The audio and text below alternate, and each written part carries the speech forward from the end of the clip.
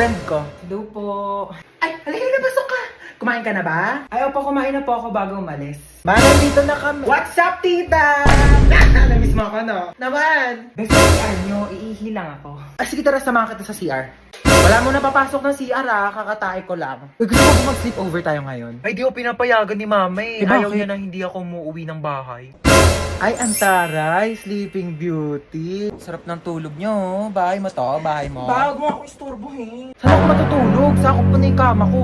Problema ko pa ba yun? Tsaka matulog sa saigo. Di pa wala ako uwi Pera muna ako mga damit mo. Eh, alam mo ba, narinig ko kahapon sa kaklase natin, hindi ka daw naliligo. Ano yun? Pero di ko na sa'yo sinabi agad kasi baka mag-away kayo eh. Huwag mo nalang pansinin yun. Sinabi na yan? Oo, te. Eh, di siya na naliligo. Kaya nga. Kahit maghilod pa siya, mukha pa rin siyang libag. Tama. Tsaka ano naman problema kung mabaho ka?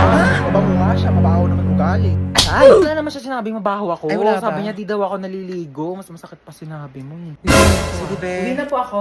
Maaga pa. Opo, hinahanap na po kasi ako ni mama eh. Oh, sige, ingat ka sa daan ha. Tita, uwi na ako. Baka masyado mamimiss Ano, di ka na bababalik? Babalik din ako bukas baliw. Bibisita lang ako kay mama.